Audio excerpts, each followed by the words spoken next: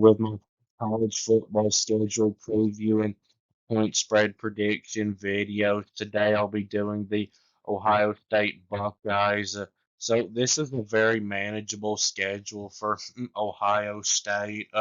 And as talented as Ohio State is and as well coached as they always are, their ceiling is always 12 and 0, no matter how much they have coming back from the year before, and no matter how tough their schedule is. And Ohio State's floor this year, I think, is a 10-2, and it's really always 10-2 because of how well coached and talented they always are. You know that they're gonna at least get 10 wins, no matter how much they have coming back or how tough the schedule is. And even though that's the same record they had on last year's team that was a national championship team, and they lose a lot from that team. It was a surprise that Ohio State lost 2 games in the regular season last year. But I do think a 12-0 season is very unlikely for Ohio State this year because they have 3 very tough games against Texas and Penn State and Michigan, and I think it's very unlikely that they win all 3 of those games. But I think it's very likely that they win at least one of those 3 games.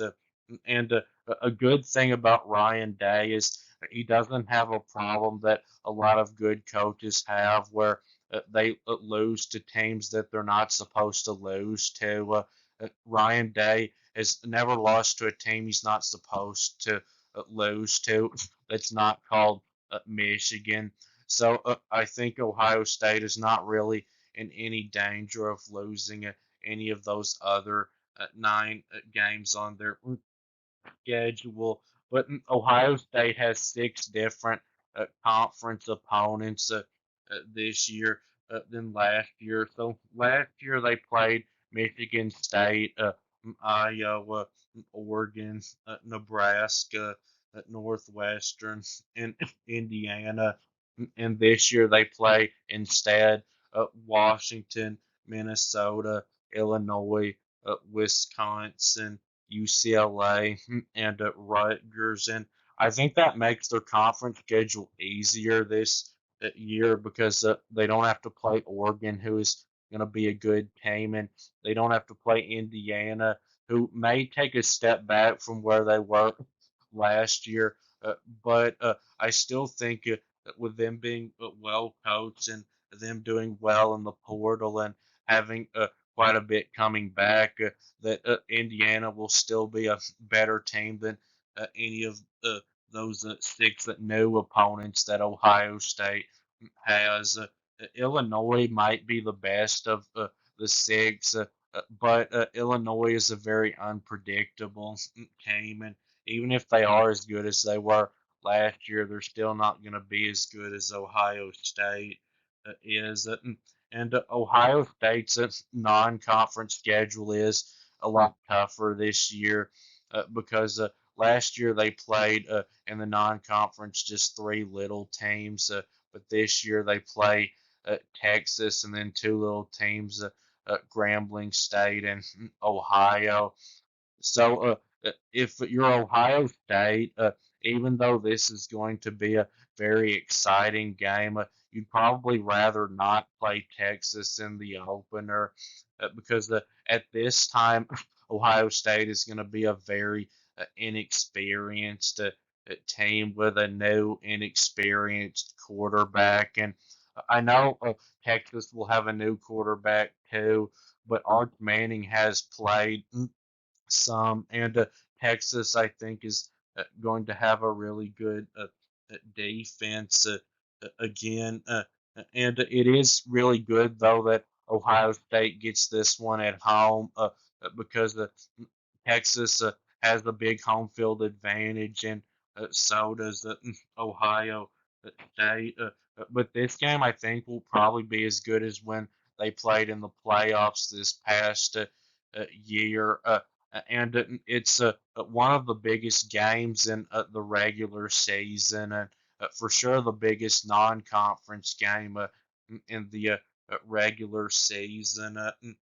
And Purdue, of course, will be no problem for Ohio State. They'll be terrible, probably like they usually are.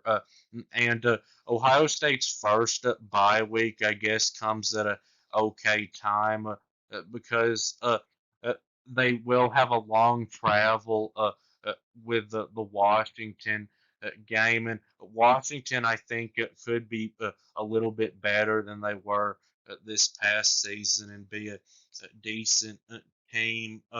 And their second bye week comes at a perfect time before the Penn State game. And I know ESPN is really high on Penn State this year, and they have them ranked at number three in their early top 25 rankings. But Ryan Day is at 6-0 against James at Franklin. So you would have to like Ohio State's chances in that game. And the Michigan game, it being on the road and Ohio State losing so much on their defense this year, and with Michigan beating them last year with no offense, it's really hard to expect that their streak of beating Ohio State is going to come to an end this year. I'm not saying it can't, but I'm starting to think that Ryan Day may never beat Michigan again, and he's only beat them once, and that was in his first year as Ohio State's head coach. And Michigan's offense, I know, may not be great this year, may not even be good, but I do think that you have to expect that it's going to at least be a little bit better than it was last year. And I know that you may be thinking because Michigan loses on their defensive line, Mason Graham and Kenneth Grant, who were the big reason why they beat Ohio State last year, then maybe Ohio State could win the game this year because of that. But I watched Michigan play Alabama in the bowl game without those two, and their defensive line that will be their starting defensive line for this year dominated Alabama's offensive line that had nearly everybody that were their starters from this past season. They played them like Alabama's offensive line was a little team offensive line. And whatever you think of Alabama's offensive line from last season, you can't argue with me when I say that it was the most talented offensive line in the country this past season. And Michigan is one of the toughest places to play in all of college football. So now for the point spread prediction. Games that in the green, games where Ohio State will be favored to win by a blowout, 20 or more points, and there's four of those: Grambling State, Ohio, Purdue, and UCLA. And games in the blue are games where Ohio State will probably be favored to win by double digits. At 10 to 19 points, and there's five of those: Washington, Minnesota, Illinois, Wisconsin, and Rutgers. And games in the purple are games where Ohio State will be favored to win by about a touchdown, 6 to 9 points, and there's one of those Penn State. And games in the pink are games where Ohio State will probably be favored to win by about a field goal, 1 to 5 points, and there's one of those Texas. And games in the gray are games where I think Ohio State will be about a field goal underdog, so 1 to 5 points, and there's one of those. Michigan.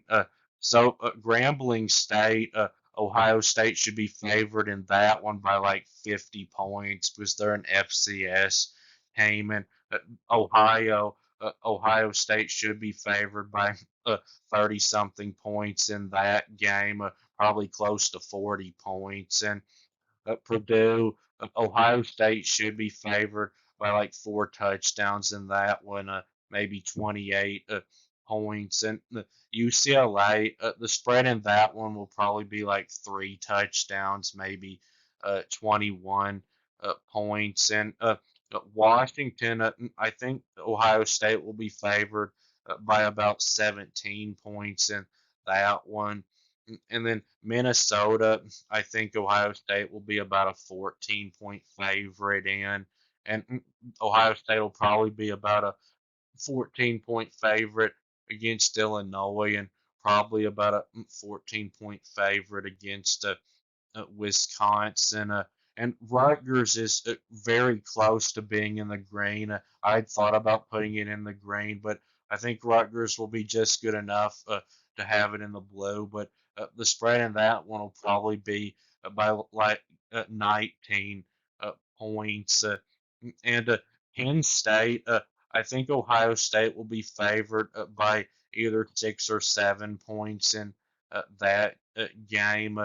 And the Texas game is a tough one because Texas does have more coming back than Ohio State does, but because Ohio State is coming off a national championship win and a win against Texas, and the game being at Ohio State, I think Vegas will favor Ohio State by probably about 3 points.